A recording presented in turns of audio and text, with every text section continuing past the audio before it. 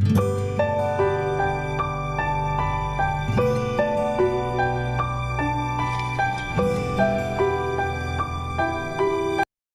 Friends, welcome to Shilu's kitchen.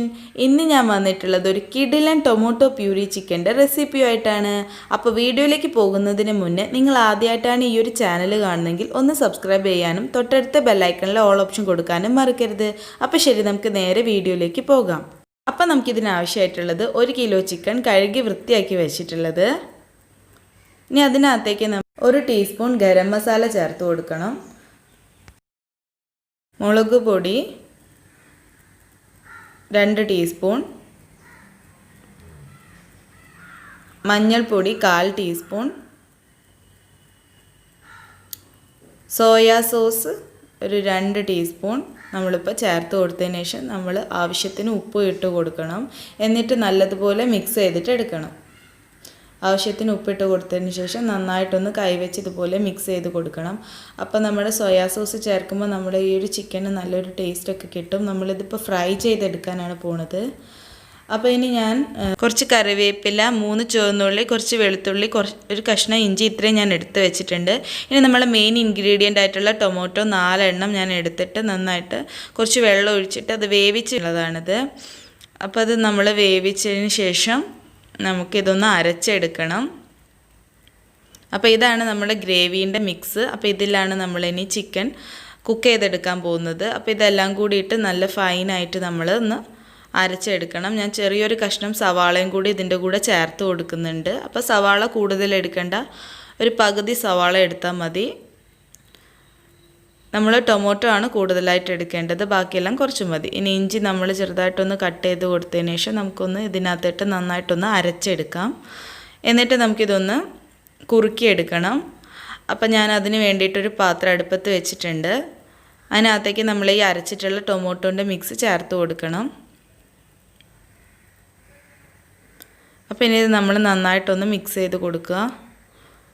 തിളച്ചിട്ട് വരുമ്പോൾ അതിനകത്തേക്ക് 1 teaspoon Kashmiri chilli powder ചേർത്ത് കൊടുത്തിട്ടുണ്ട്. അതുപോലെ തന്നെ 1/2 ടീസ്പൂണോളം കുരുമുളക് പൊടിയും ചേർത്ത് കൊടുത്തിട്ടുണ്ട്. ഇനി അല്പം മല്ലിയിലയും കൂടി ഇട്ടതിന് ശേഷം നമ്മൾ നന്നായിട്ടൊന്ന് മിക്സ് ചെയ്തെടുക്കണം.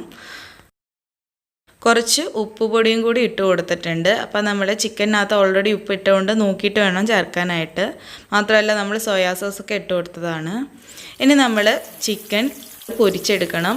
അതിനായിട്ട് ഞാനൊരു ചീനച്ചട്ടിയിൽ കുറച്ച് ഓയിൽ ഒഴിച്ച് കൊടുത്തതിന് ശേഷം ഇപ്പോൾ നമ്മുടെ ചിക്കൻ്റെ പീസ് അതിനകത്തേക്ക് ഇട്ട് കൊടുത്തിട്ടുണ്ട്. അപ്പോൾ നമ്മുടെ മസാലയൊക്കെ നന്നായിട്ട് പിടിച്ച് വന്നിട്ടുണ്ട്. നമ്മൾ ചിക്കൻ ഇവിടെ റെഡി ആയിട്ടുണ്ട്. അപ്പോൾ നമ്മളിത് വേറൊരു പ്ലേറ്റിനകത്തേക്ക് കോരി മാറ്റാം. നമുക്കിതുപോലെ ബാക്കിയുള്ള ചിക്കൻ പീസും പൊരിച്ചെടുക്കണം.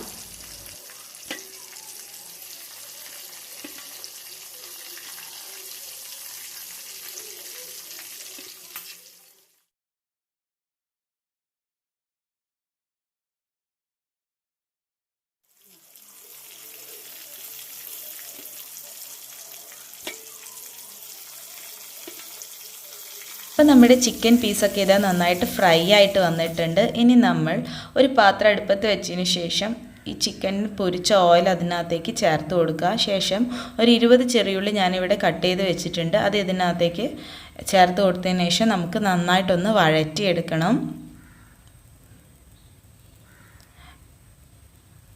നന്നായിട്ടൊന്ന് വഴറ്റിയതിന് ശേഷം നമുക്ക് ഇതിനകത്തേക്ക് ചേർത്ത് കൊടുക്കേണ്ടത് കുറച്ച് കറിവേപ്പിലയാണ്. അപ്പോൾ നമ്മൾ വേറെ മുളക് പൊടി ഒന്നും ഈ ഒരു സ്റ്റേജിൽ ചേർത്ത് കൊടുക്കേണ്ട. നമ്മൾ ഓൾറെഡി ചിക്കൻ പൊരിച്ചതിനകത്തും അതുപോലെ തന്നെ നമ്മുടെ ആ ടൊമാറ്റോയുടെ പ്യൂരിയുടെ അകത്തൊക്കെ ചേർത്തിട്ടുണ്ട്. അപ്പോൾ വേറെ മസാലകളൊന്നും നമ്മൾ ഇനിയിപ്പോൾ ചേർത്ത് കൊടുക്കണ്ട. അപ്പം മഞ്ഞ കളറായിട്ട് കിട്ടിക്കോളും നമുക്കിത്. കാരണം നമ്മുടെ ചിക്കൻ പൊരിച്ച ഓയിലിനകത്താണ് നമ്മളിത് നമ്മുടെ ഈ ഒരു ചെറിയുള്ളി വഴറ്റിയെടുക്കുന്നത്. അതുകൊണ്ട് നമ്മൾ വേറെ മഞ്ഞൾപ്പൊടി ഒന്നും ചേർത്ത് കൊടുക്കേണ്ട കാര്യമില്ല. ഇനി നമ്മൾ ചിക്കൻ പീസ് ചേർത്ത് നന്നായിട്ടൊന്ന് വഴറ്റിയെടുത്തതിന് ശേഷം നമ്മുടെ ടൊമാറ്റോ പ്യൂരി ഇതിനകത്തേക്ക് ആഡ് ചെയ്ത് കൊടുക്കാം. അപ്പോൾ നമ്മൾ ഇതിനകത്ത് ഇനി വേറെ വെള്ളമൊന്നും ചേർത്ത് കൊടുക്കേണ്ട. നിങ്ങൾക്ക് എത്ര ഗ്രേവി വേണോ അത്രയും ടൊമാറ്റോ ആഡ് ചെയ്ത് കൊടുക്കാം.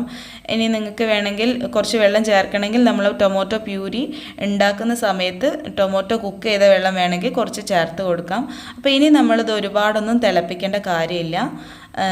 ഇത്ര മതി. ഒന്ന് ജസ്റ്റ് ഒന്ന് തിളച്ചാൽ മതി. ഇനി നമ്മൾക്കിത് നമ്മുടെ സെർവിങ് ബൗളിനകത്തേക്ക് മാറ്റി കൊടുക്കാം. അപ്പോൾ വളരെ ടേസ്റ്റുള്ളൊരു കറിയാണിത്. നിങ്ങൾ തീർച്ചയായിട്ടും ഇത് ട്രൈ ചെയ്ത് നോക്കണം. നമുക്കിത് ചപ്പാത്തിയുടെ കൂടെയോ പൊറോട്ടയുടെ കൂടെയോ ചോറിൻ്റെ കൂടെയോ ഒക്കെ കഴിക്കാൻ വളരെ സൂപ്പറാണ്. അപ്പം ഇത് ട്രൈ ചെയ്താൽ മാത്രം പോരാ, ഞാൻ എപ്പോഴും പറയുന്നത് പോലെ നിങ്ങളുടെ ഫ്രണ്ട്സിനൊക്കെ ഇത് ഷെയർ ചെയ്ത് കൊടുക്കുകയും അതുപോലെ തന്നെ ഈ വീഡിയോ ഇഷ്ടമായിട്ടുണ്ടെങ്കിൽ ലൈക്ക് ചെയ്യാനും അതുപോലെ തന്നെ കമൻറ്റ് ചെയ്യാനും ആരും മറക്കരുത്. അപ്പോൾ ഇതിലും നല്ല മറ്റൊരു വീഡിയോയിലൂടെ കാണുന്നത് വരെ see you. Thanks for watching.